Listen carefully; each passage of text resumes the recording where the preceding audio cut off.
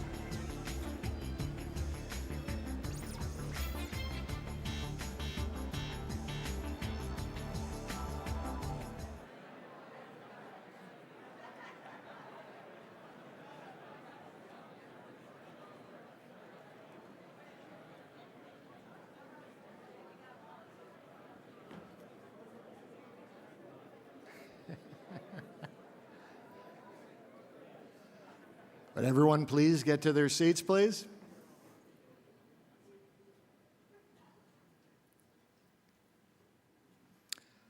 Ladies and gentlemen, please rise for the presentation of colors and remain standing for the singing of the national anthem.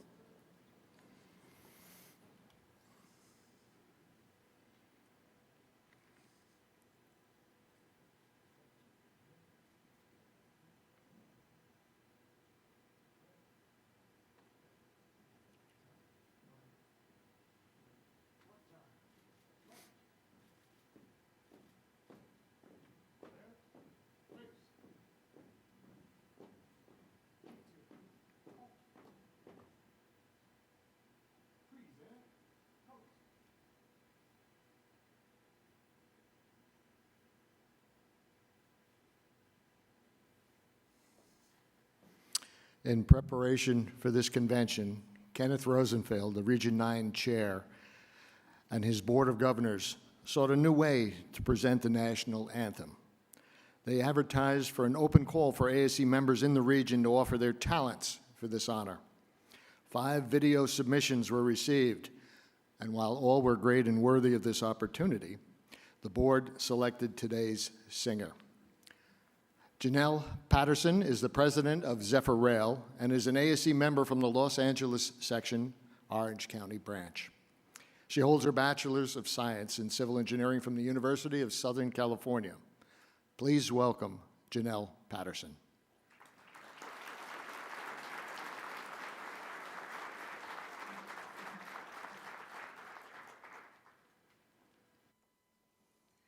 Oh, say, can you see by the dawn's early light what so proudly we hailed at the twilight's last gleaming, whose broad stripes and bright stars through the perilous fight o'er the ramparts we watched were so gallantly streaming, and the rockets wrangler, the bombs bursting in air, gave proof through the night that our flag was still there.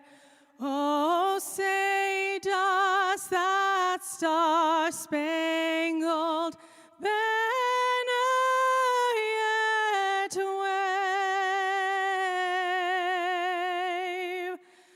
o'er the land of the free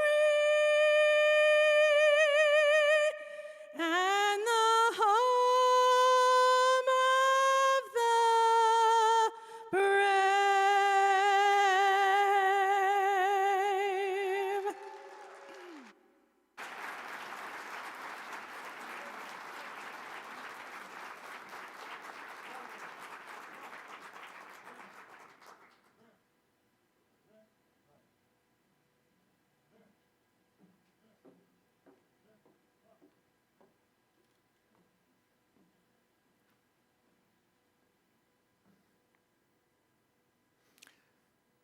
Thank you to our color guard, and also thank you to Janelle.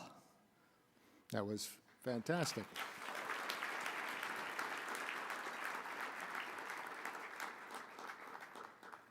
It's my great pleasure to welcome you to the ASCE 2022 convention here in sunny Anaheim, California. After 2 years of virtual, it's great to be back together in person. In fact, I hear we're approaching 800 in attendance. The welcome reception last night was a great way to kick things off, and I hope you all got a chance to meet Mickey. I hope you enjoyed the event and reconnecting with old friends and meeting some new ones. And of course, visiting exhibitors in our first exhibit hall in many, many years. I want to thank Kiewit for your sponsorship of the welcome reception and to all the exhibitors for your support of the convention. Let's give them a round of applause.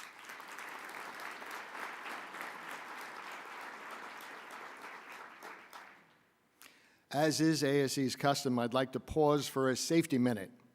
I ask that you take a moment now to locate the nearest exit to you. I think they're in the front and the back. In the event of an emergency, please proceed to that exit. You'll be directed further by a Disney cast member. So thank you for your attention to this important information. As with all things at ASCE, the convention would be nothing without volunteers. I now ask the following groups of individuals to stand. The ASCE Convention Advisory Council,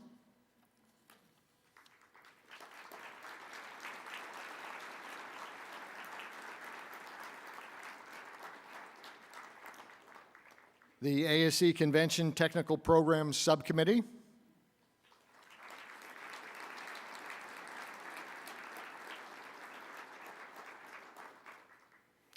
the ASCE Convention Local Planning Subcommittee,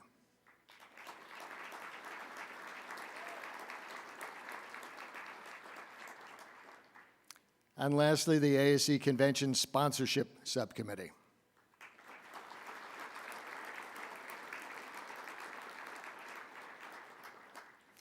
On behalf of ASCE, I thank you all for your hard work in crafting the infrastructure, the technical program, and the local tours for the ASCE Convention.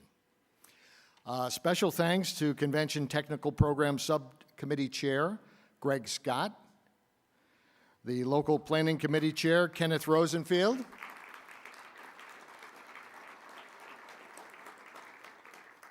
and the Sponsor Subcommittee Chair, Pat Natal. That's for all your leadership. Without all these subcommittees' efforts, we would not be able to bring you this outstanding convention. It's been an exciting time for ASCE in the world of infrastructure. The passing of the bipartisan infrastructure law, we have another installment of Future World Vision, the mega city, and we have so much more to explore this week. So as we get started, please let me introduce the local subcommittee chair for the convention. Like many of us, he's been waiting for years to welcome us to Anaheim. Our local chair, Ken Rosenfield.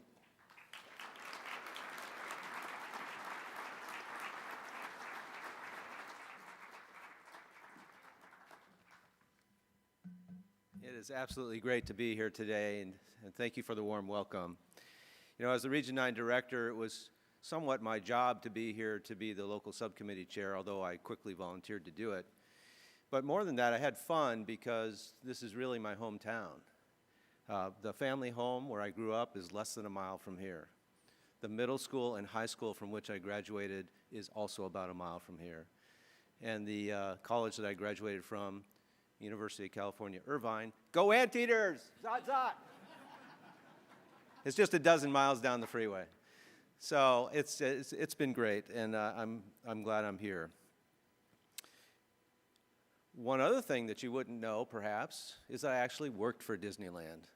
From my senior year in high school to my junior year in college, I worked in the park in food services. And it's funny that I worked there because I just love cooking, and I think that was something I learned growing up, but it was fun to do that as well. Every ASCE region has its unique and special qualities, but I'm here to tell you that I think Region 9 is very special. We are unique in that we are a single state. We contain over 10% of the ASCE membership. We have great depth and breadth of civil infrastructure and civil engineers in the state, including historic landmarks. We have 4 sections, all of which are over 100 years old. We have 17 branches, 12 younger member groups, 24 student chapters, 2 student symposia, and many active institute chapters. We also hold an annual California Infrastructure Symposium every spring and the Region 9 Awards event. In preparing for this convention, we had a dedicated group of volunteers that you heard Andy introduce. They were primarily from the Los Angeles section. They helped to plan the special activities that you may and will participate in. Yesterday, there were 3 awesome tours. My thanks to Stephen King, local ASCE member, for leading the I-405 and streetcar tour. Thanks to Melissa Hilsebeck, local ASCE member, for planning and then leading the tour of Long Beach Port. And thank you to the Orange County Water District and the Orange County Sanitation District. Each of their general managers led the tour yesterday, and thanks to them for their co-located facilities. We also really enjoyed, and Andy did a great job thanking Janelle, but I want to say that was such a fun activity to have our members bring their talents forward, so thank you to Janelle Patterson. I also wanted to thank the City of Anaheim Police Color Guard, and I just want to tell you I'm very thankful none of them remembered my face when I was a teenager. The convention, of course, could not have come to pass without the excellent work of the ASCE Convention Advisory Council, and of course, thank you to past President Andy Herman for his leadership, and the very hard work of the ASCE staff, Liz Maddox and Candy Hoffman, and many, many others who are here helping out. I appreciate it. Thank you again to our local volunteers, the society volunteers, and the staff, and let's give them all a thank you. Well.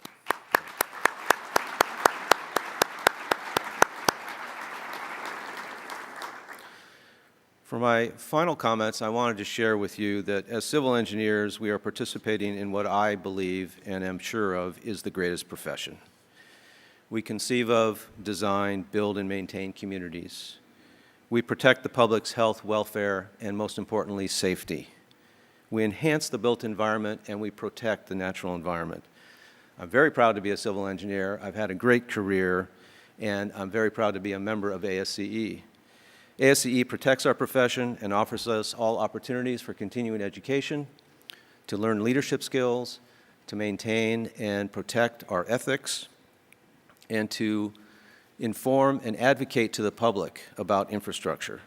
But it also offers something else, something that I didn't expect when I became an ASCE member over 40 years ago, and that is the opportunity to gain lifelong friends. Many here are my friends, and I haven't met you yet. I want to meet you, and I encourage you during this convention to meet somebody that you don't know and start a new friendship. It will last a lifetime. Have a great convention. It is now my very great honor to introduce the 2022 ASCE President, Dr. Dennis Truax. Thank you very much.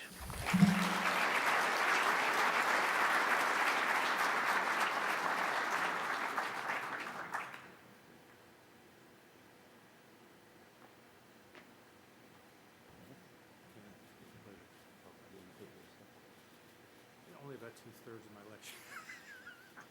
But I won't hold it against you. I have other material. Let me amplify what Ken just said, using a comment I made last night at another activity. ASCE is a home for family. And as such, like Ken, I've made many new friends, had an opportunity really to do things I never thought I would be able to do when I set out on this career. As some of you know, I actually didn't set out on this career, I just kind of fell into it. But it's been rewarding, and I wouldn't be here today if it wasn't for ASCE for a lot of reasons, and it has nothing to do with the fact that I'm the outgoing president of the society.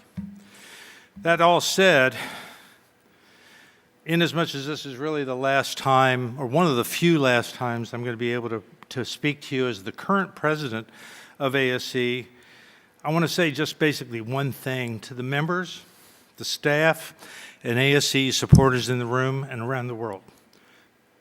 Congratulations.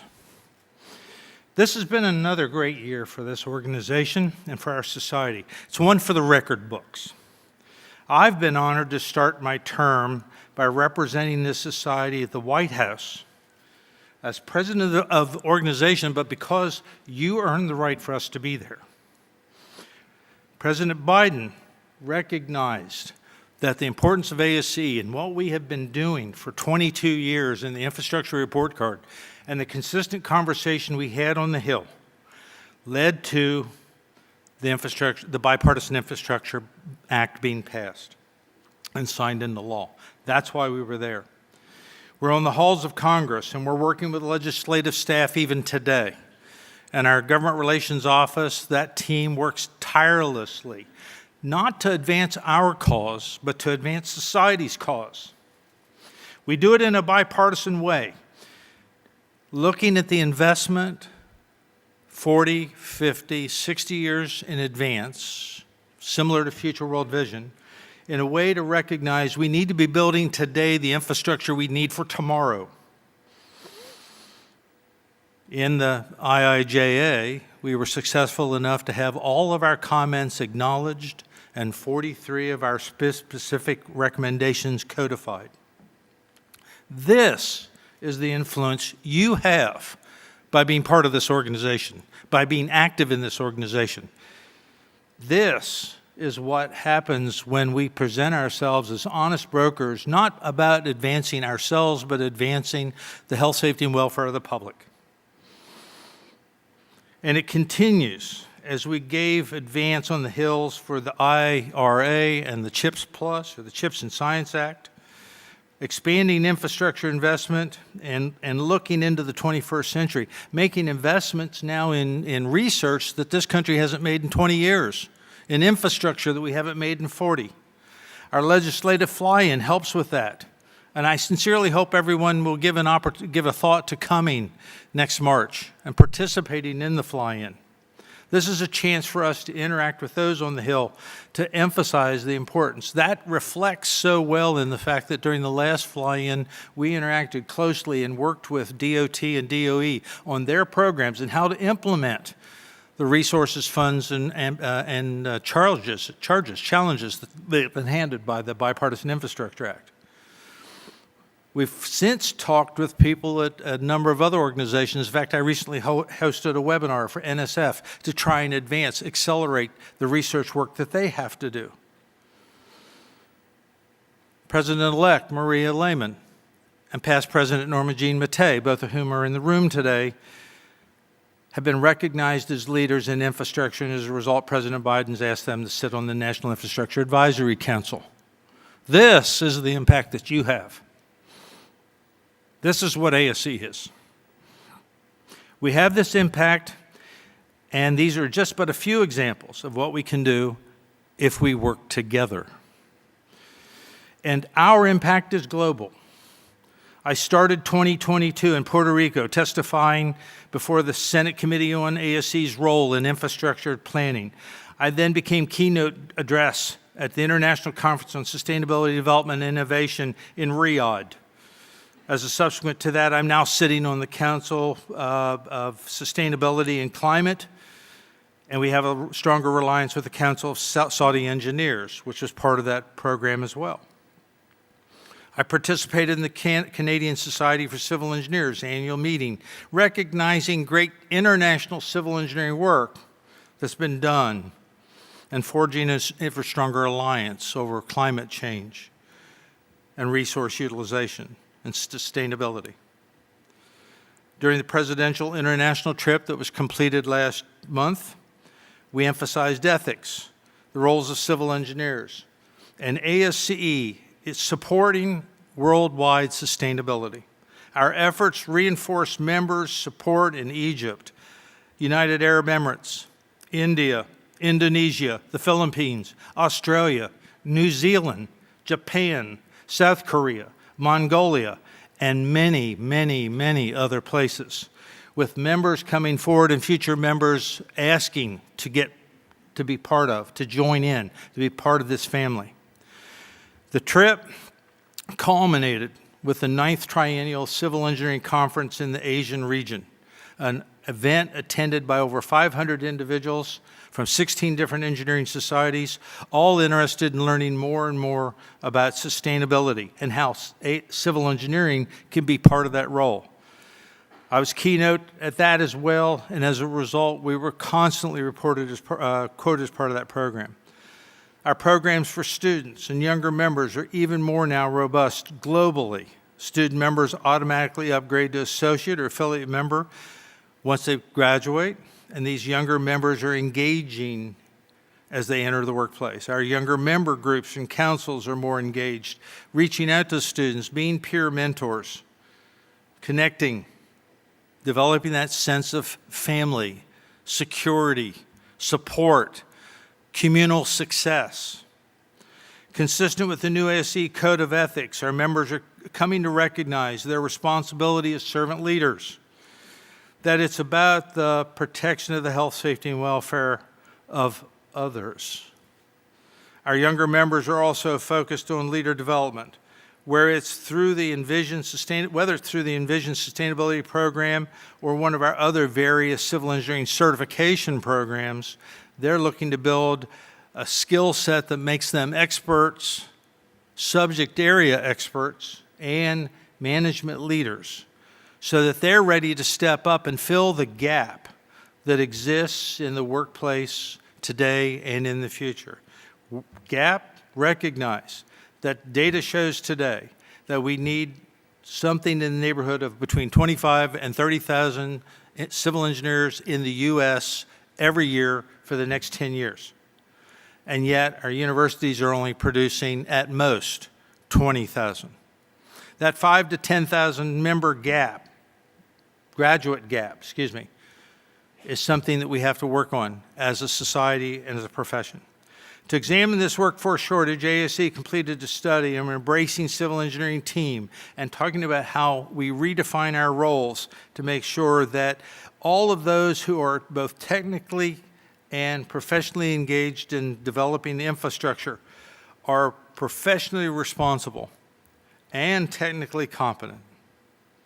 ASCE is engaged in solutions, the foundation of which is our Future World Vision project. I can't tell you the number of times people have come up and said, this opens doors, this starts conversations, this allows us to demonstrate that we are leading, we are thinking forward. We have not allowed ourselves to be commoditized, rather we are professionals. So, if you want to look forward, think about the Future World Vision. If you want to think forward, think about this profession and this society. As we look forward, our view of the future is built on a safe, sustainable, resilient infrastructure system. Our collaboration and research with NOAA and the University of Maryland is crucial, but it's only a first step. There's numbers of other activities and projects we need to be involved in as a society, as a profession. So we're at the door. We're not inside. And we have certainly not finished the conversation or the task ahead. Well, my time's up. To close, let me simply say that I thank my wife, Jeannie, who's with me today, and my daughters for their endless and tireless support of my engagement in this profession at all levels. I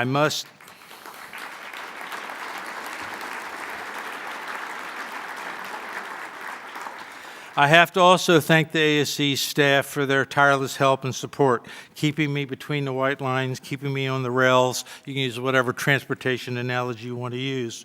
I'm an environmental engineer. Let me tell you that this ASCE staff, if you aren't already aware of it, are some of the best people I've ever worked with. They're committed to this profession.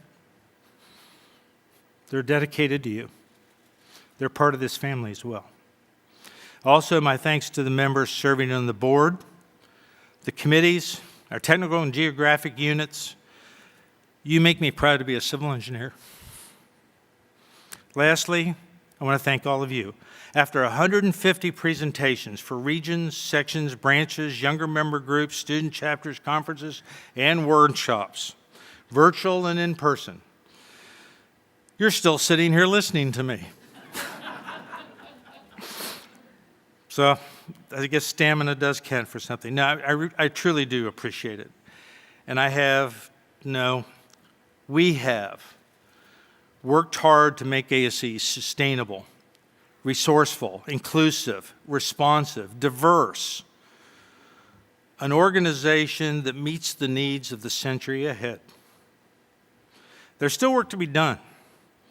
There's still time to do it. And as a result, let me assure you that we haven't finished. I'm going to leave you with the quote that I've established here of late to just emphasize where we are today and where we're going, and that is the fact that ASCE is not your grandfather's ASCE. This is a different organization than it was just 10 years ago, let alone 170 years ago, given our birthday is less than a month away. So with that, I thank you for your time. I hope you enjoy the conference. I hope you find the investment of time and resources into coming here is going to pay off in dividend ways that you can't imagine. Thanks a lot.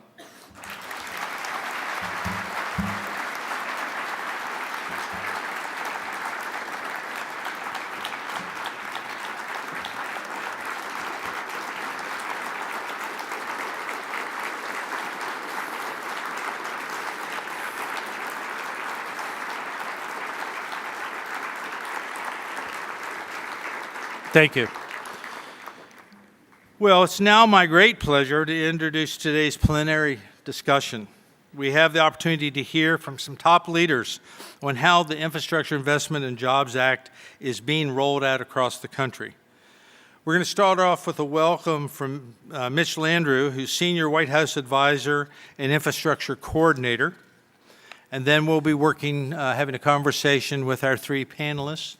So with that, Mr. Landrieu. Thanks so much, Mr. President, for that introduction. Dennis, you have been a fantastic leader for the ASCE and an outstanding partner. Our country is safer, more resilient, and more innovative because of your hard work, and we're grateful for all that you have done throughout your time as president of this great organization. And to everyone else, hello. It's great to be with you, even if virtually. I want to start off by expressing my thanks to President-elect Maria Lehman for joining us as a panelist last week at the White House Accelerating Infrastructure Summit. Your comments about expanding and diversifying the civil engineering profession was spot on. And I remember you talking about getting rid of the box instead of thinking outside of the box in order to deliver projects on time. Those were powerful words, and we look forward to hearing more of your insights as we work to accelerate infrastructure delivery projects across our beloved country. Thanks also to your Chief Policy Officer, Emily Feenstra, who worked closely with our team throughout this summit and outlined ASCE initiatives to deliver infrastructure. We simply cannot meet the standards we outlined that day at the summit on time, on task, and on budget without the hard work, creativity, and support of our partners in the civil engineering profession. We will continue to rely on your partnership as we implement new approaches to innovative and efficient project delivery.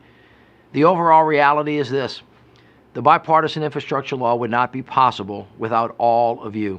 We would not have this once-in-a-generation bill to invest in our nation's roads, bridges, railroads, ports, airports, drinking water systems, and more without each and every one of you.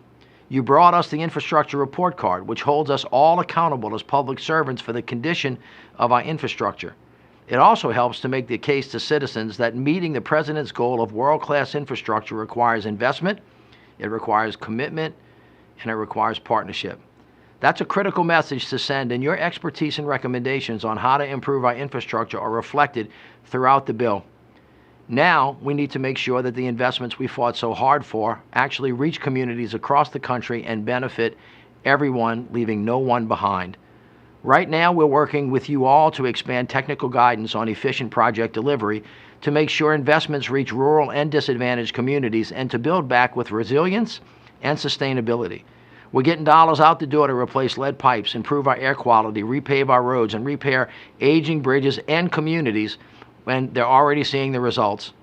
Right where you are in Los Angeles, the LA Metro is getting the dollars they need for the West Side Transit project made possible by the bipartisan infrastructure law. That project is going to add 7 new Metro rail stations and a reliable high-speed connection between downtown and the West Side. On top of that, the Port of Los Angeles won a $20 million raise grant to support railroadway separation projects, alleviating supply chain bottlenecks and moving freight from port to the store faster. This is going to make goods cheaper for every family to purchase. And in a time when communities across the United States are grappling with record-breaking heat waves and floods, design standards and building codes from groups like you at ASCE are helping mitigate risk before the disaster even occurs. For example, with your guidance in mind, the Bipartisan Infrastructure Law has invested in FEMA's Building Resilient Infrastructure and Communities, BRIC, program.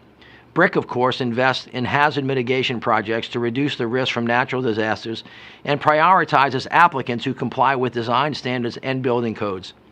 So clearly, the Bipartisan Infrastructure Law is a massive investment in the future of our country, and its implementation will require cooperation between every level of government, as well as private and not-for-profit partners.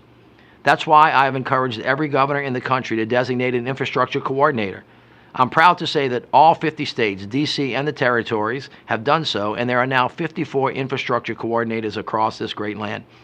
We're almost a year into the Bipartisan Infrastructure Law, but our work, my friends, is just getting started. So I look forward to working with you all to make sure we're building smarter, more resiliently, and more equitably. Now, please join me in welcoming 3 state infrastructure organizers who have been essential to guiding the Bipartisan Infrastructure Law's implementation efforts on the ground. Becky Keogh, Implementation Coordinator for Arkansas, Secretary of Energy and the Environment. Laura Hanson, AICP, Implementation Coordinator for Utah, State Planning Coordinator, Utah Governor's Office of Planning and Budget. Mark Pestrella, Director of Los Angeles County Public Works, overseeing much of the LA area Bipartisan Infrastructure Law implementation. Have a great day.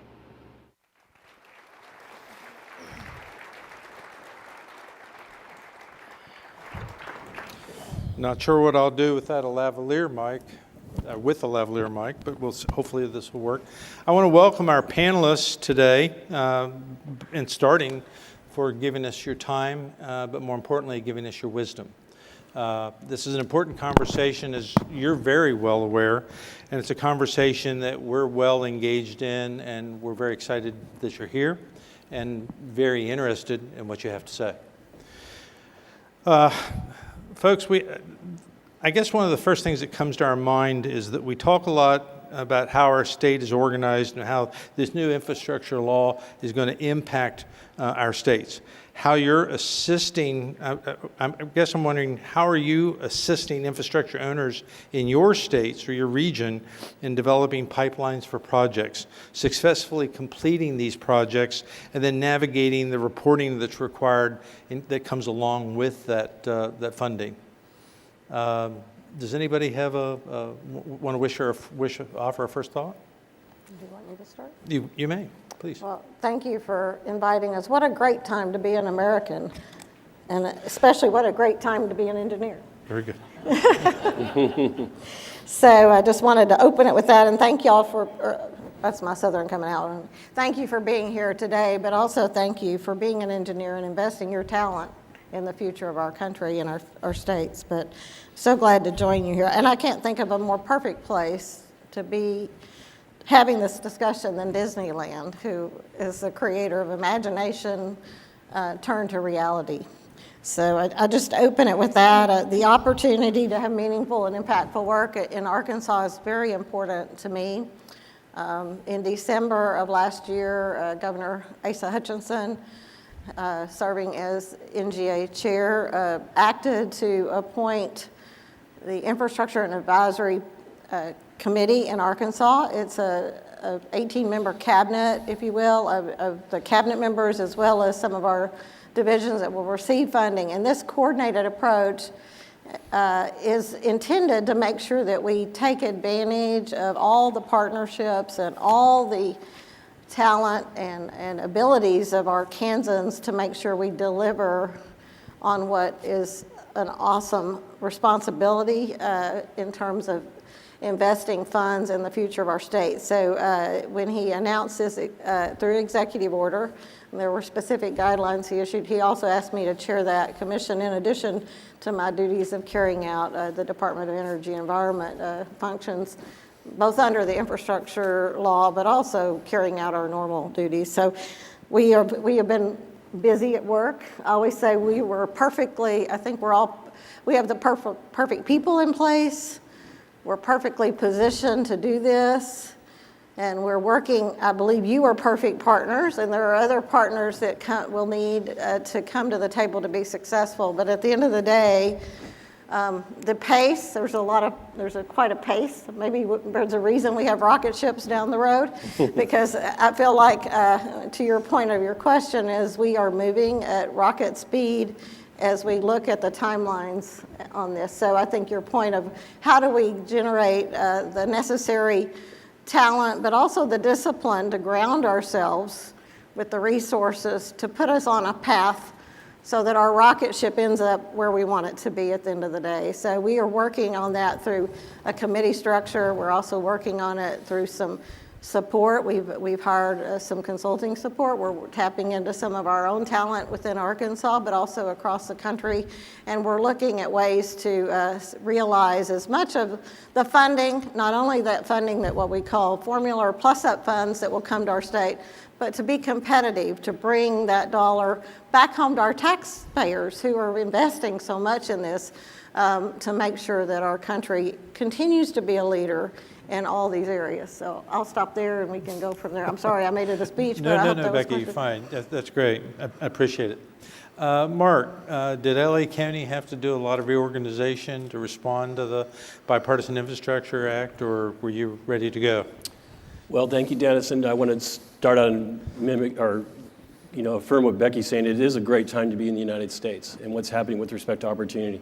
And more importantly, it's an awesome time to be a civil engineer, isn't it? Yeah. I heard your speech, Dennis, and it was unreal. I'm so excited as a civil engineer myself, professional, now working for the County of Los Angeles for 35 years. And yeah, we've been getting ready for the infrastructure bill for a long time. We have been, out advocating, and myself personally for over 20 years, along with ASCE, to see this investment occur. Of course, many of us believe and know that this is not the only investment we need. And in fact, we've been investing in LA County for some time in our infrastructure to improve the lives of the people that we serve. Organizationally, I'm not a state coordinator. But if you look at who I'm trying to coordinate, we might as well be a state. We have 10 million people that we serve in Los Angeles County. We're the largest county in the United States population-wise. We have 4,000 square miles that we serve, and we have every demographic you can imagine. It's an incredible, diverse location to work. I like to say it's the emergency room of civil engineering. And it is true. We get everything every day, all the time. Of course, we're looking to the future. What I do now is looking to the future, as you said. The future of LA County is bright. It's become brighter because of the investment and the opportunity that's come along. It's a first in a once-in-a-lifetime generation to have this investment. The state of California is organized. We have a coordinator now. Many of you may know who that is. Mayor Villagrosa has taken a role for the state, for the governor, just recently appointed.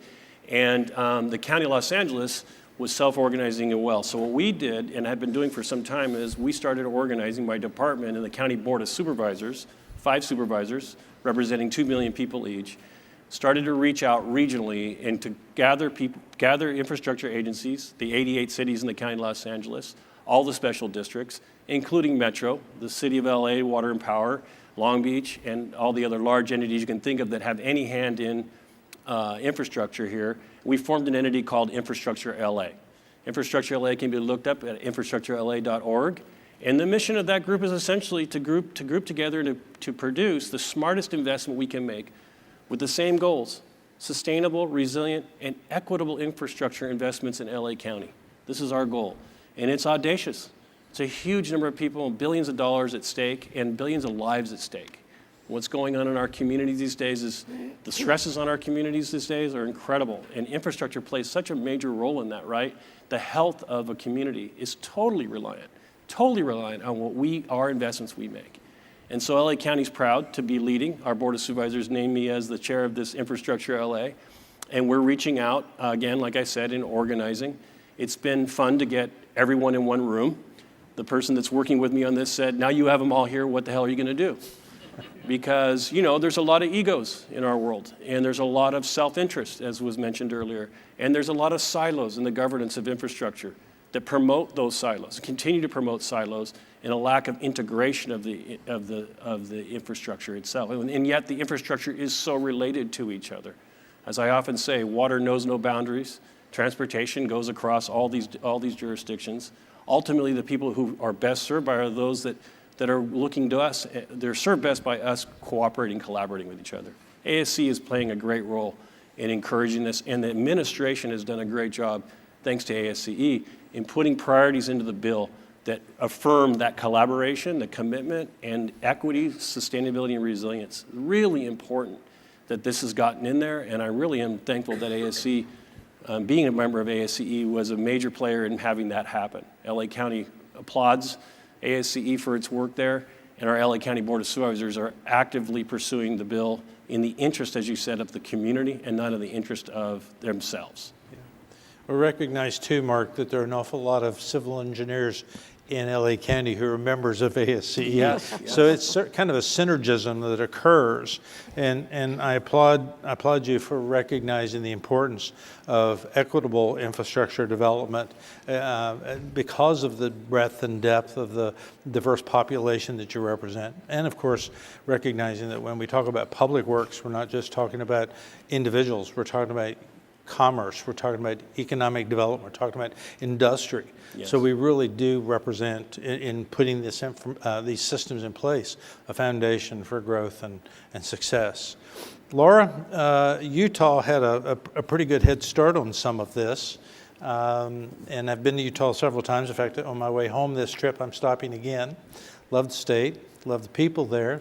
I appreciate you being here. What are your thoughts about the response to the bill in your state? Yeah, thank you so much. I'm an urban planner, but I don't hold your engineering backgrounds against you, don't worry.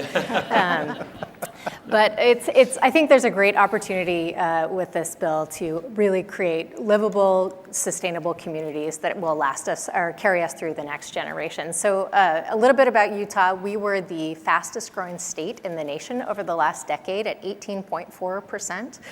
We're planning to add another 3.5 million people by 2065, and we have one of the strongest economies in the country with only 2% unemployment.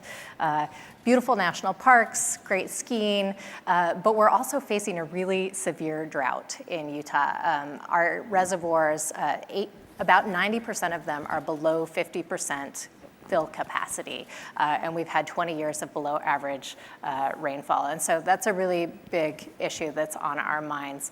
The ASCE report card gave Utah a C+ on infrastructure.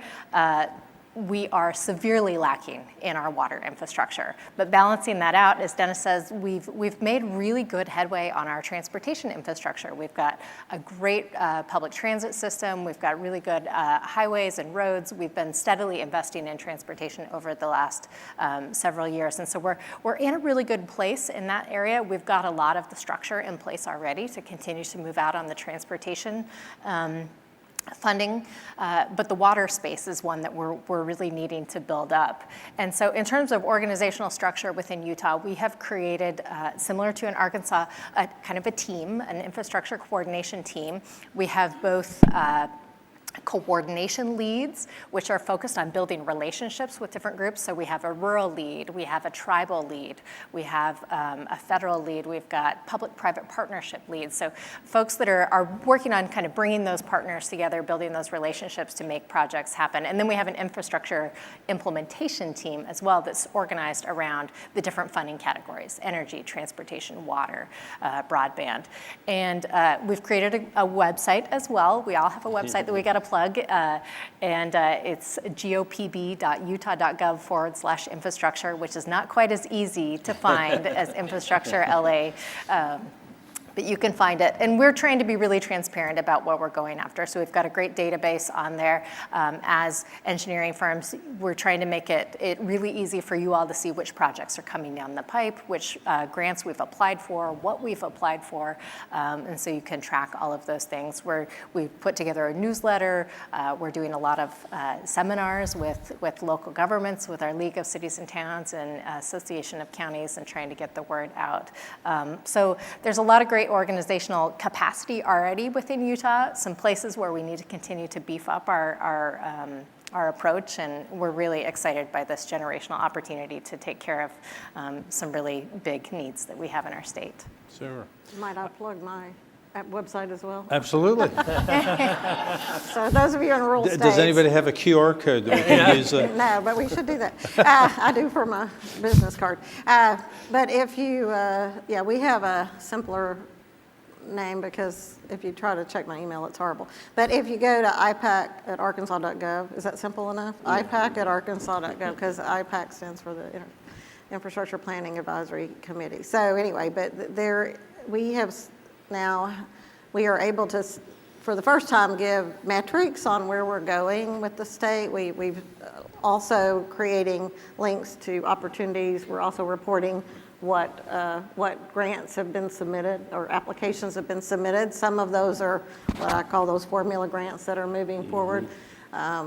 We're trying to track those. We expect that website to really ramp up, and we'll see a much more transparent view of our transportation projects, because right now those are probably a little bit limited on that website. But some of the other departments, especially our water, wastewater, our agriculture, our other energy projects are getting populated quite frequently. So just throw that in there if anyone's interested. But I think you can see that irrespective of what state you are, we have a lot of commonalities. We have differences, I will tell you. I always say, as we look at incentives, I have 3 children, and they were all incentivized differently to be successful. Maybe y'all can. So I think we understand that each state is stronger through our uniqueness, and we build on that strength and that uniqueness. But we also understand we can learn a lot from each other, and I appreciate the work that Laura and other infrastructure advisors are doing across the country.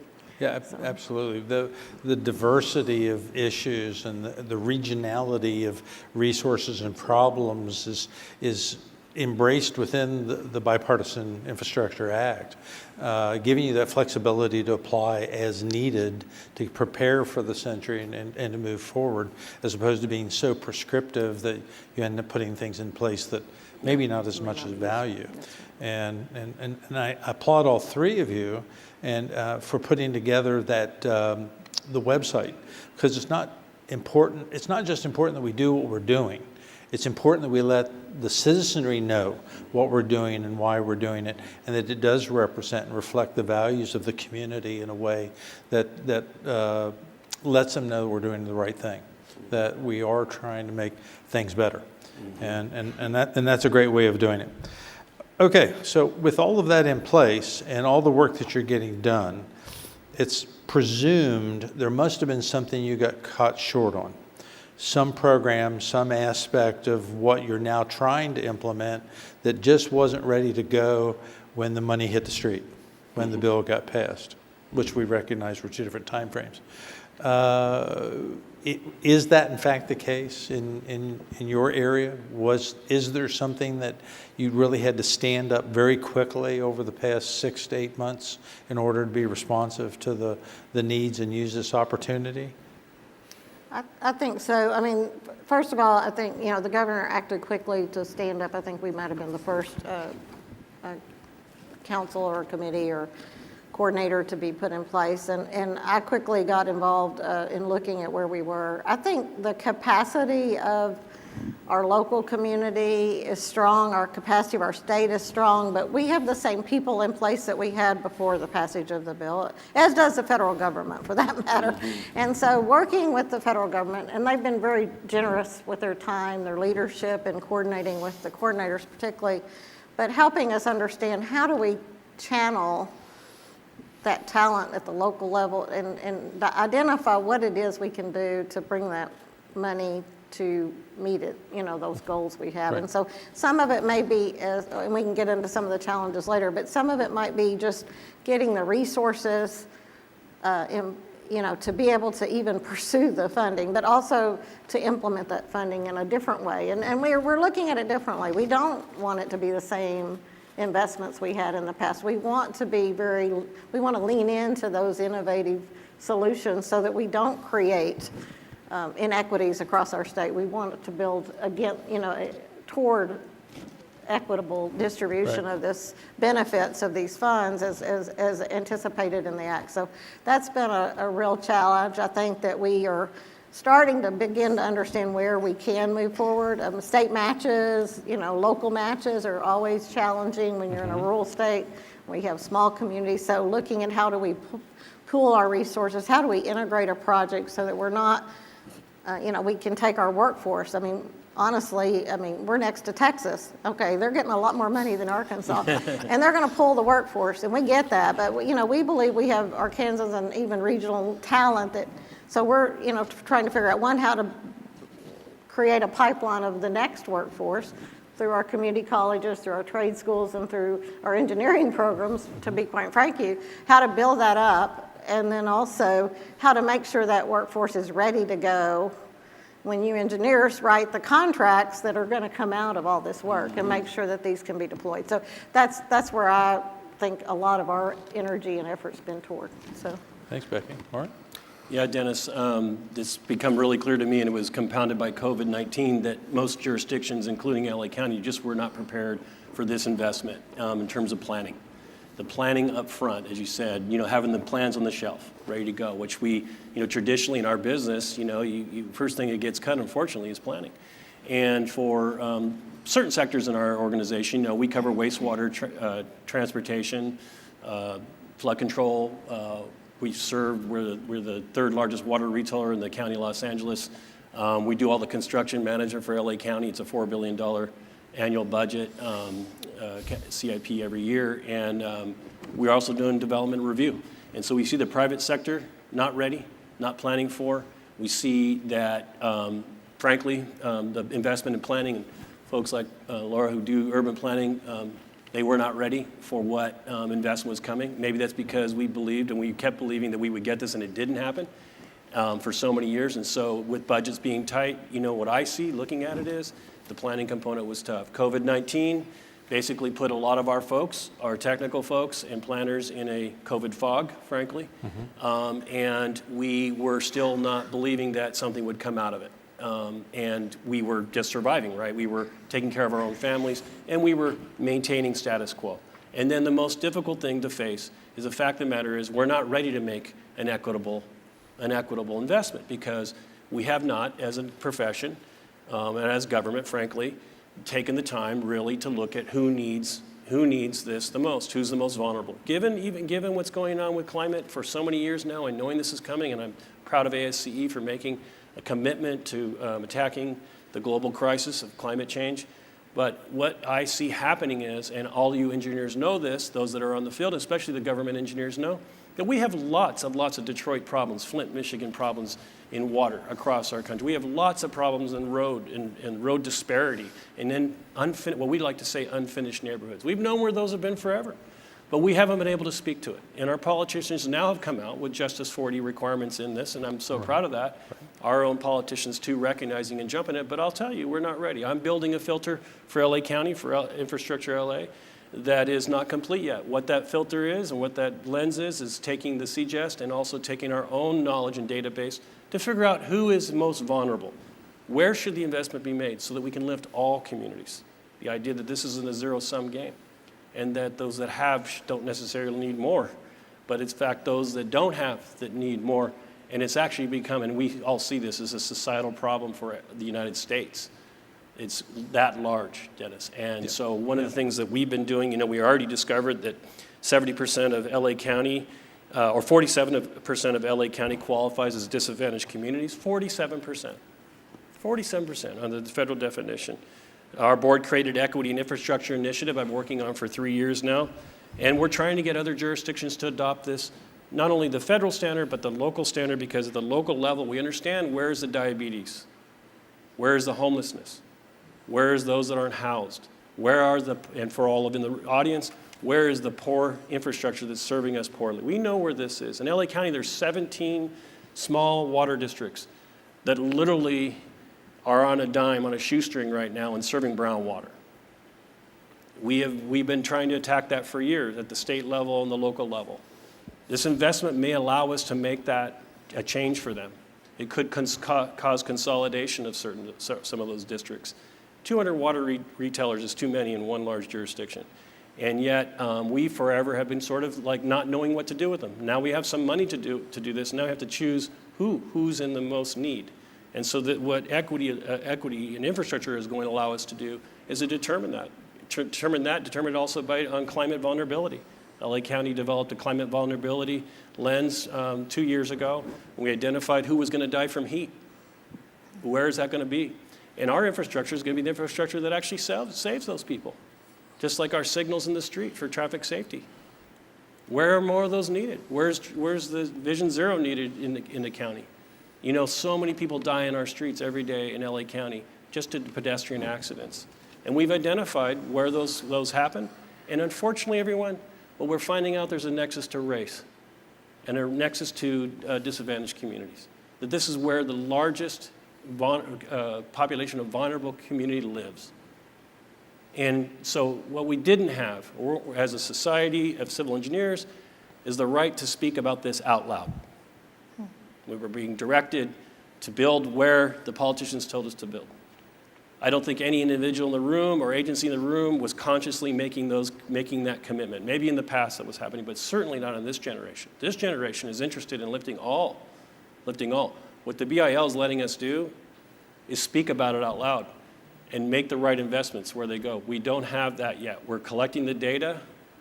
It'll be fully data driven, but I can tell you early results show we got something wrong where our investments have been in the past if we're going to lift everybody up in this community. And the ethics of ASCE are going to be a huge part of that. This profession is going to be a huge part of we start to speak up loudly about what we know. I worked for 35 years in the field, or part of that time in the field, directly with people, looking how they're served. There are distinct differences all across LA County for some reason. I know about it. Now I get an opportunity to speak about it. Thank you to the federal government and thank you to my own elected officials for allowing us to do that. Appreciate it, Mark.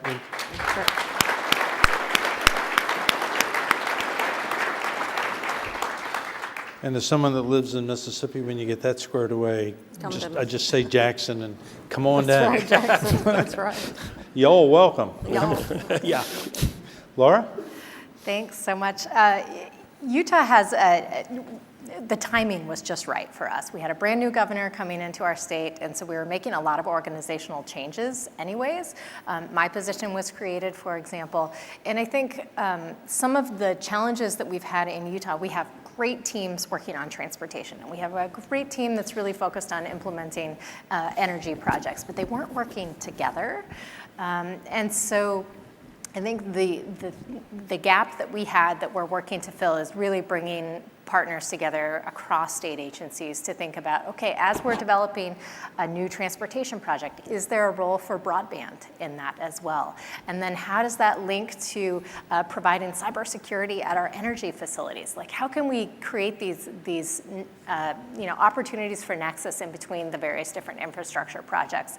Make sure we dig once and we're not tearing up a street 3 different times because we have 3 different infrastructure projects coming through. And so the fact that we've created this infrastructure coordination team to bring all the partners together, first in terms of thinking about how we're applying for these different federal funds and building partnerships there, but then eventually this group will transition into implementation coordination and making sure that we're meeting multiple goals and helping to raise our community as a whole.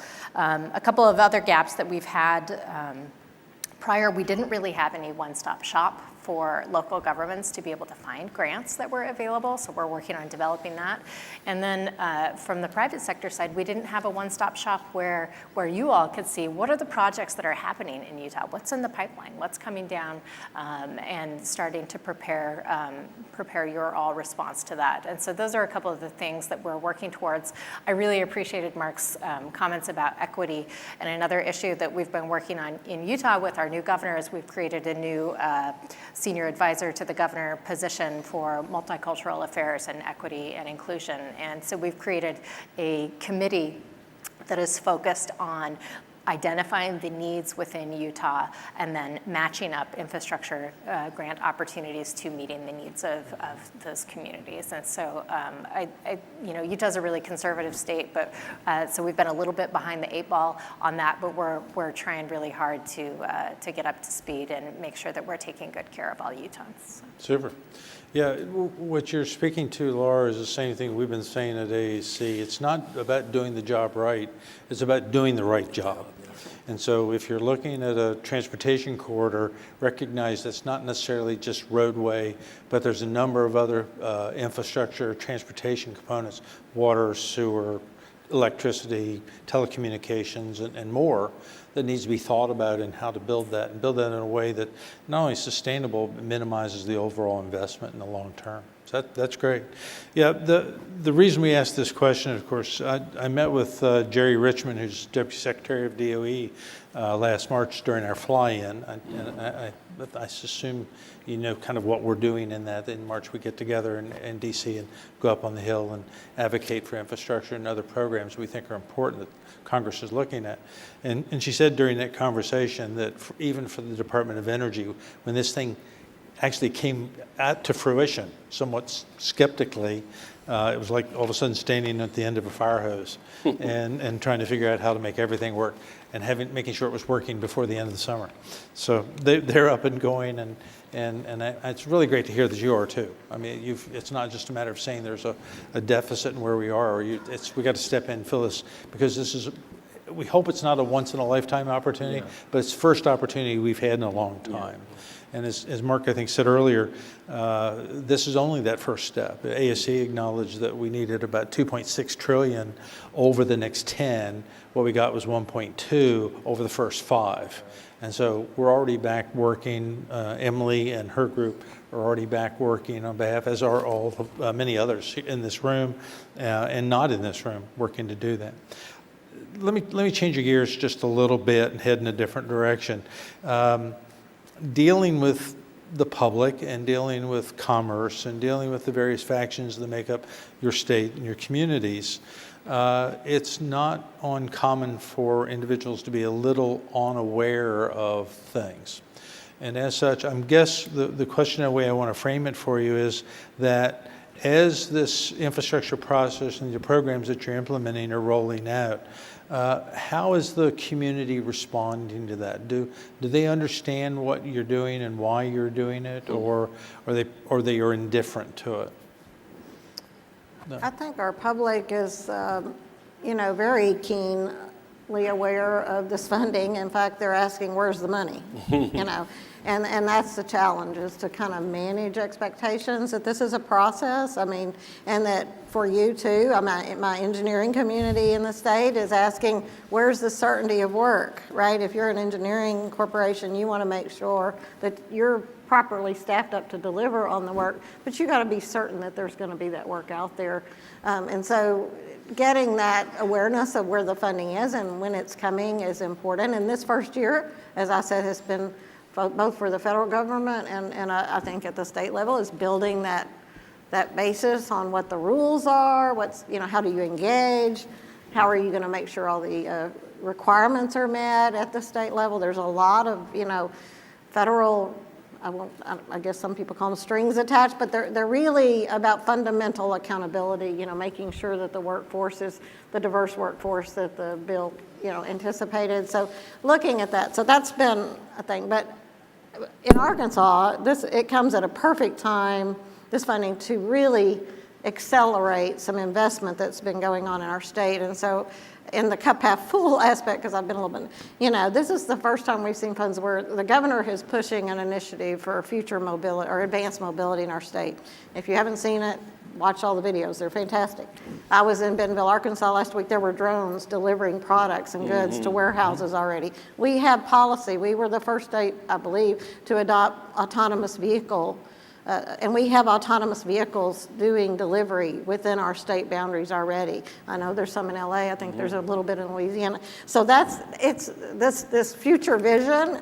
While we're incrementally getting there, there's a lot of opportunity to test out those issues and identify what those key challenges are in public safety and in terms of the technology and how do we make sure it works. So it's exciting. The electrification and the energy resources that it takes to deploy all this technology is coming along too. So this is the first time we've had funding where we can electrify our state with both our public, which they're all excited about, getting access to charging stations, but also, this competitive nature around hydrogen hubs, and we are very engaged in a regional initiative between Oklahoma, Arkansas, and Louisiana to deliver those resources, because it's not we don't believe there's one answer. Sorry, California, but we believe there's a lot of, we believe there's a lot of, we say not all of the above anymore, we say more of everything in Arkansas, because hydrogen will deliver those Class 8 trucks further. I mean, it will power those, drones.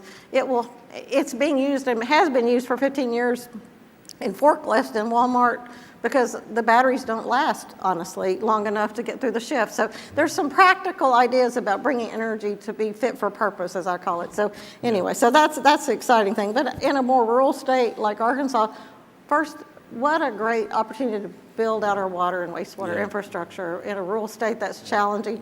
And the challenge is to do it differently. It's hard to regionalize. Believe me, our little towns do not want to regionalize.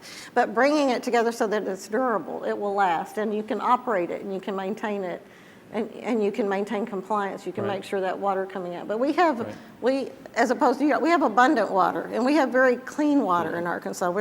And we protect it because of that. But we also celebrate the availability of it to be able to deliver on that. So those are exciting things. But lastly, I'll just mention resources like lithium. We're looking at, for the first time, being able to commercialize lithium production in the state, which also bolsters our energy security. We need energy security in this country, and we got to make sure that as we have these new energy sources, we can bring that from home, not from afar. And so that's all exciting. So I'll just mention, those are the kind of things that we're building out, and I know there's other opportunities, but I think the public is kind of on pins and needles to see where this can take us in Arkansas. I agree. I think a lot of it is the public, the citizenry really hasn't been brought into the conversation until now. And so they're behind the power curve, and it's really up to us to bring them online so that they understand just what the opportunities and really the needs are as we move forward, where we have to go. And it's not just doing the same thing we've always done. It's really looking at innovative ways that make things more sustainable and resilient and robust so that we can achieve, so we don't have to keep reinvesting in systems we just built, so we can take that money and now invest in new systems that we need. Absolutely, and the public, I think when we talk about what it means to them, as sometimes when I get in my engineering lingo and geeky talk, they kind of phase over. They glaze over. They turn over. And, as an educator, I have that all the time. And so, well, I'll tell you a later story, but there's other reasons they glaze over, but they glaze over. But I'll share it on Facebook, don't worry. If you can tell, if you can tell them what it means, what their life looks different after these investments, that's when they really get excited about it. And I think that's where we can do a better job of saying, it's not about it is about building infrastructure. It absolutely is. But it's really about bringing the country forward and the communities into a whole new world, if you will. And that's why I like the analogy of Disney World. They can actually visualize. This is really the first, perhaps maybe not the only way we get there, but the first chance of success for all our states to really realize these solutions and maybe realize them faster than we thought we would be able to. Mark?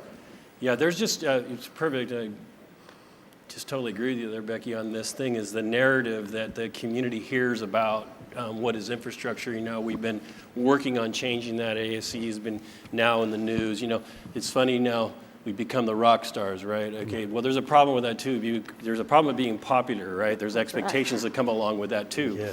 And so a leader told me one time, it's great being popular, it's tough staying there. We have basically sold a promise to a lot of people that their lives are going to get better. Right. And so, as Becky said, they have to see the results of that, And so engaging the community in the decision making, this is one of the problems with the short term on this, is trying to engage the community in the decision making about what goes where and and having such a short time to do that in is problematic. And our quote unquote storytellers, the elected officials, they really got to be built up with the right words, and speak to it to keep the expectations right. But again, talk about infrastructure in its nexus to health. You mentioned water. Water is life. We all know this. I go give speeches to people who aren't in our business, and I throw that out there, and I put that out there. 4 days without water. You can go 30 days without food, or more. 4 days without water, you're done. But we don't invest in water and haven't made investments in water that we're supposed to make. We need to make to improve, to basically maintain human health. And so water's only one sector. Many of them are like that. And so getting people interested in that and my big thing is making infrastructure sexy to people by showing them how important it is to their lives and having them have ownership in it. To not talk about it as a far away thing, but to talk about it at your own home. So that narrative needs to be built up more. It needs to be, that's the thing that I really sometimes get frustrated with our policymakers or elected officials when they go out and speak about it. They want a ribbon cut. And we right there are trying to build them up with the right words. This is going to make a difference in your life because we did this, because we made this investment here. These people were the most vulnerable, and we made the investment there. This expectation that this is going to somehow, that we go out and say this is going to make everybody's life better is actually a little, too easy a word. We actually need to get people to own the infrastructure. Own your infrastructure. So I love this era because transparency is so much more easy to provide.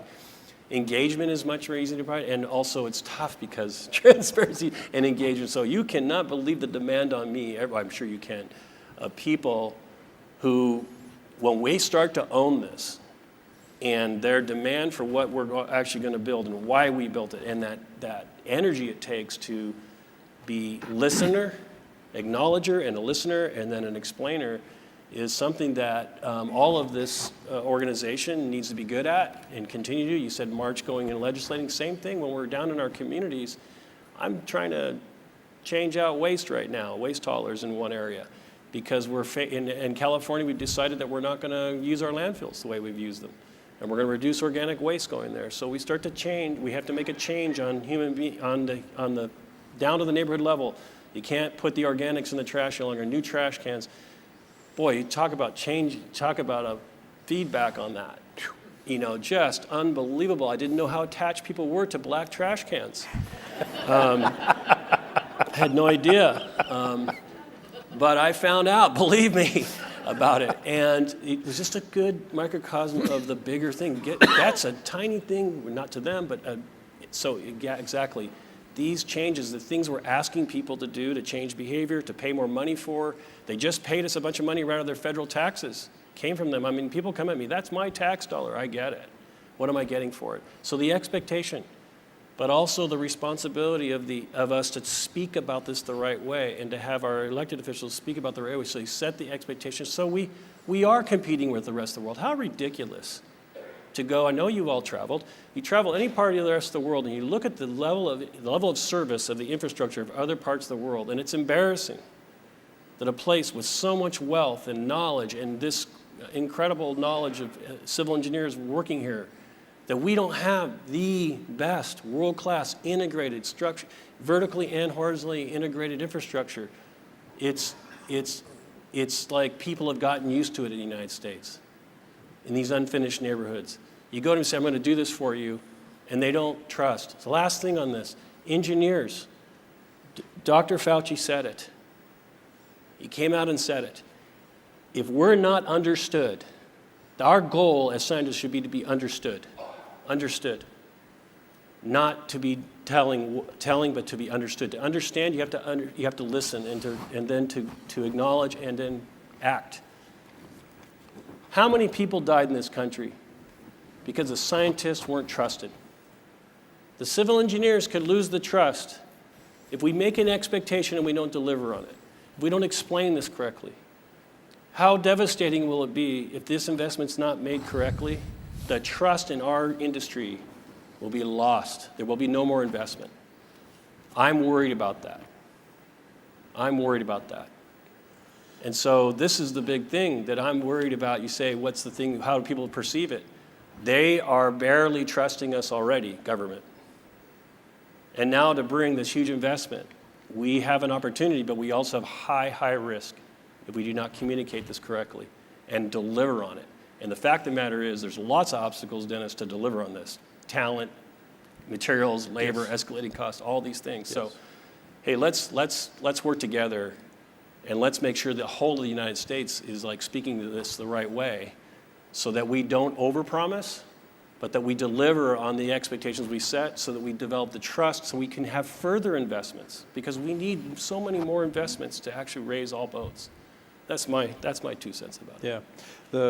As you're aware, the U.S. infrastructure rate's 13th in the developed world, and just a handful of years ago, it was as low as 26th. Yes.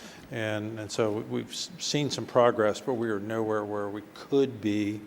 The part of the problem, of course, is that people become fearful and suspicious of what they don't understand. Yeah. And I think that goes back really to your Fauci issue. When people are undereducated or uneducated and maybe put too much trust in the wrong tribal organizations or officials or individuals, now all of a sudden you've got a group that becomes very dejected from whatever it is. We need to be concerned about that. The third note I'll give is, of course, ASCE is right on that page. And our government relations group, Emily and her team, is trying, in fact, working very hard, and you'll find it on our website, tracking deployment success. Yeah. And so we realize exactly what you're saying, Mark. We have an opportunity to prove ourselves. And if we blow this, we may never get another opportunity. Yeah. So we've got to do it right now. We've got to do it right now, and we've got to do it right now. So it's a tough road, but we're working on it, and with individuals like yourselves helping and supporting us by being here today, as well as having this conversation, as well as carrying that message forward after today, is an integral part of this success program that we have in place. Thanks, Laura.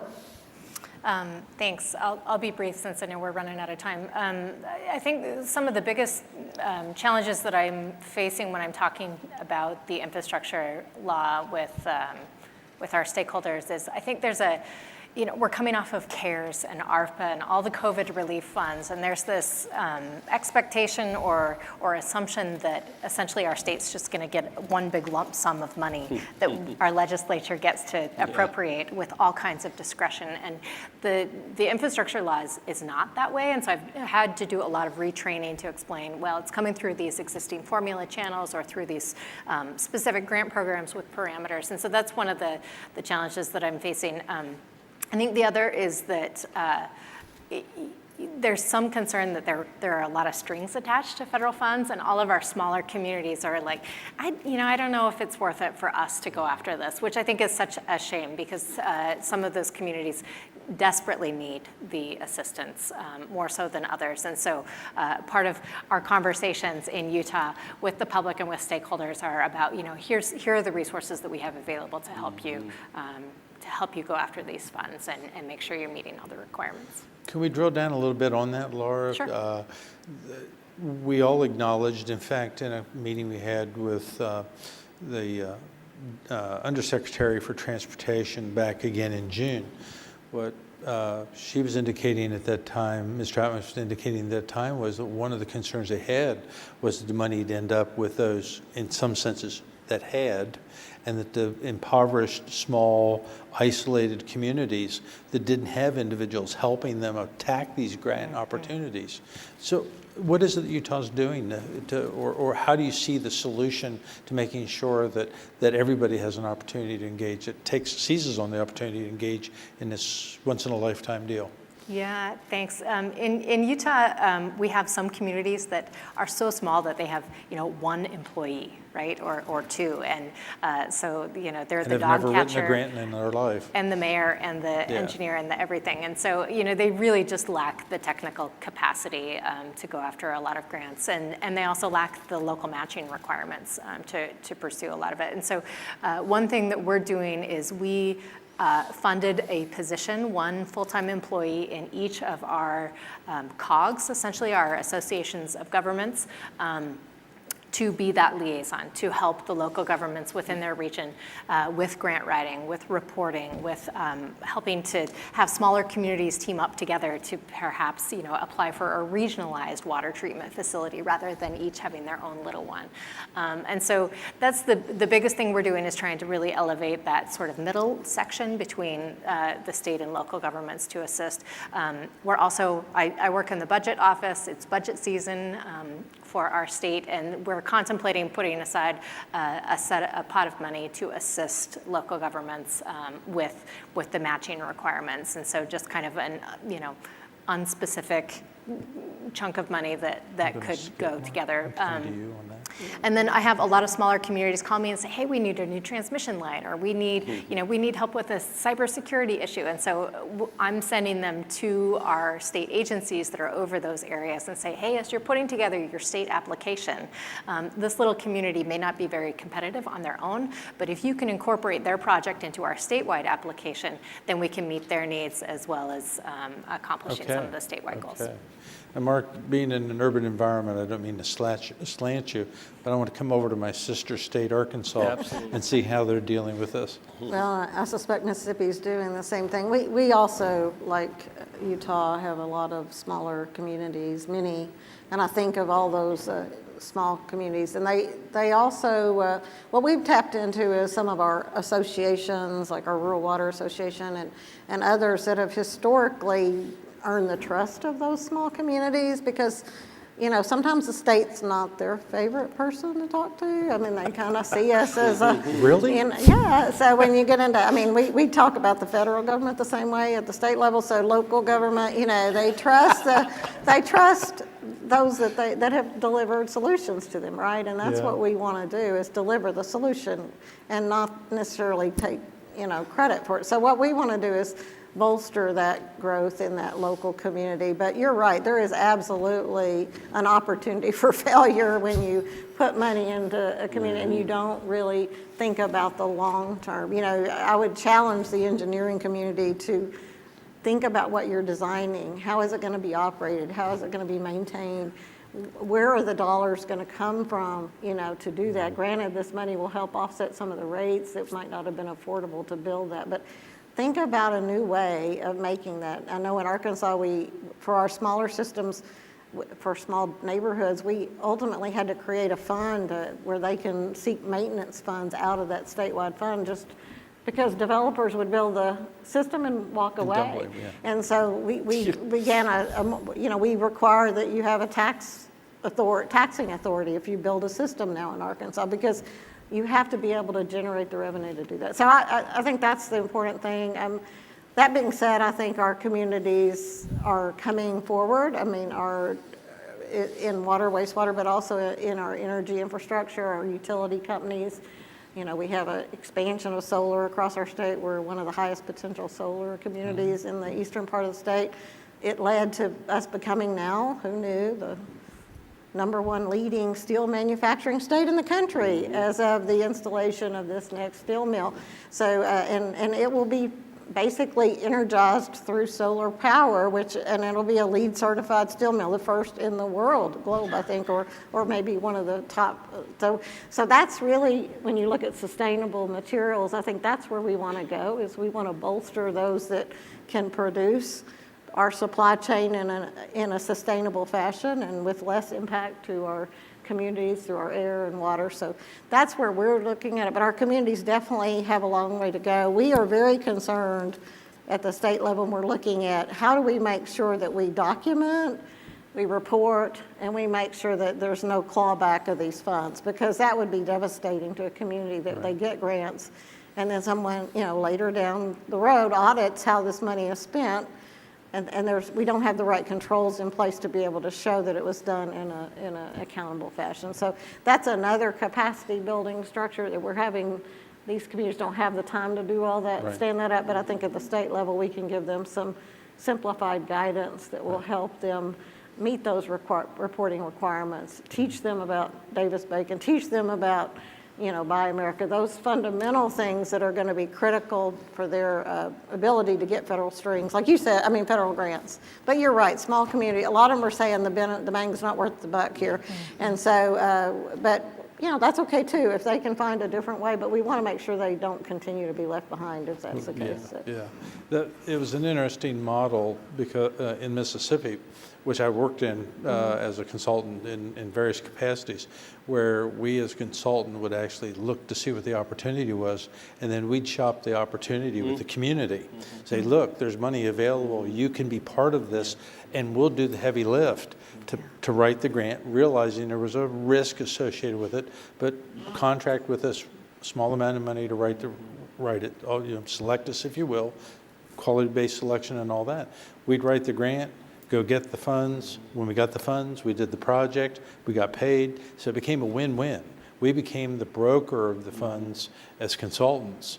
And that's another avenue that I think is available, is just, again, getting the consultants that are interested in doing the heavy lift, because there are extra requirements. There is extra work that has to be done for that, but it's well worth it for the community and for the profession as well. And one solution I'll just mention, because this came up and I got very interested in this, that was brought to us as a committee as we looked at ARPA funds on water, wastewater, but now we're looking at beyond ARPA, right? Is the use of remote sensing technology to monitor these systems in a regional way, because a lot of times the system, no one knows it failed because we got one operator and they aren't out there, right? So it may fail for 2 weeks before someone really picks up on the pumps out. So having a regionalized, whether you have a regional operation or not, but having some kind of regional monitoring and telemetry that can deploy those necessary services for that. So I would encourage you to think about that too. If the regionalization of the ownership doesn't work, which I get, but if you can come up with ways, and we're actually looking at that in our own state government, as we operate prisons and institutions, to make sure that we have a sense of regionalization and telemetry on those operating facilities, so that we can have more concentrated, and we perhaps can have a consultant that can go out and supplement those resources when we're in crisis or potential, hopefully preventive maintenance, but also in repair. So that's kind of. Well, unfortunately, our time's running out. It's not one of those few things you can't control much about. I truly do appreciate the time that you've spent with us today. I know there's a whole lot more that we could talk about. If for another reason, I have at least 5 or 6 more questions we were going to talk about asking. But I've really enjoyed our time together. I'm sure that those in the audience have also enjoyed the wisdom and insight and experience that you've shared here today. Is there anything that from the synergism that we've had here in this conversation that any of you'd like to share, just as a last parting thought, 15, 30-second soundbite kind of thing? I'd just say that, we're so excited to build on all of the great infrastructure work that we've done in our state in the past, and I feel like this is such a unique generational opportunity to take care of a big backlog of problems that we've been facing, and I just really appreciate the opportunity to visit with you all and collaborate with you all. It's been great being able to learn from other states and share ideas, so very appreciative. Thanks, Laura. I'll just say again, I said at the beginning, it's an exciting time to be an engineer in society. Our role as engineers has become very important. It's always been important. It's just now daylighted. Taking seriously the engineer's role in society is what ASCE is doing, and I'm proud to be a member of ASCE for that reason.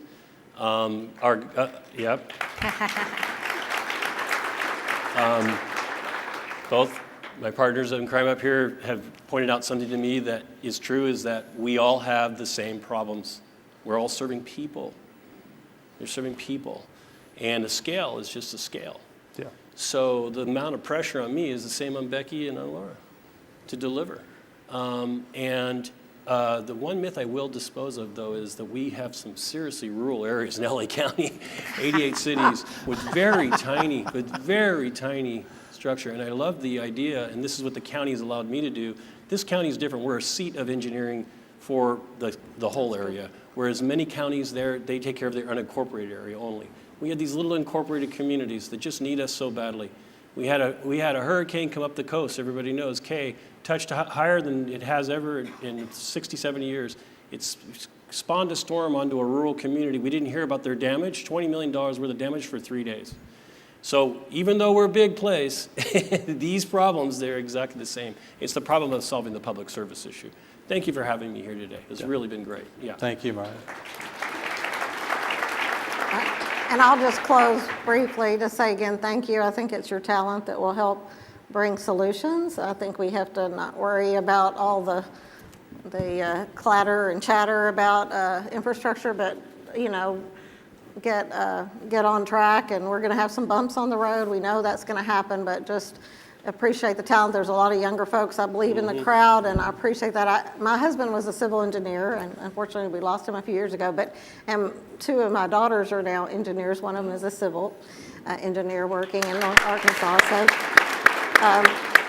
not that you can all reproduce and create engineers, but if you, that might be a workforce solution for us. But let's, my son went another way. He's in healthcare, but he's very successful too. But he said, your engineering work is too boring. But anyway, I said, yeah, but you want to drive an electric car. So anyway, but it's all good. But they have really helped us, I think building that understanding and leadership, bringing the young folks along, getting that workforce, but you university talent, those folks that are in academia, I know there's a lot of academic here, you are helpful to us, and we can't do any of these projects without the right trained, educated, diverse workforce that we're going to need. I will always push them, but we also need a lot of others. So just be there for us, and we'll be knocking on your door, and we are knocking on your door. So I encourage you to be there, but it's the partnerships that are going to ultimately define the success of us delivering on these dollars. So thank you again for allowing me to be here today.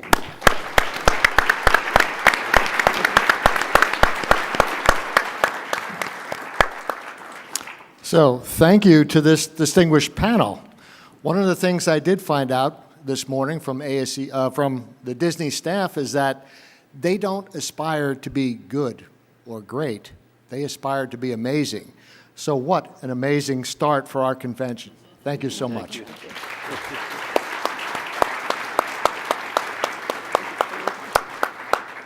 And we also have an amazing program in store for you for the next couple of days. And to see that amazing program, make sure you download the convention mobile app to view the program and stay up to date on what's happening during this whole event. Don't miss the Future World Vision and all the exhibitors in the exhibit hall. And we'll be back here at 11:30 for the Celebration of Leaders luncheon. Enjoy the program, and thank you.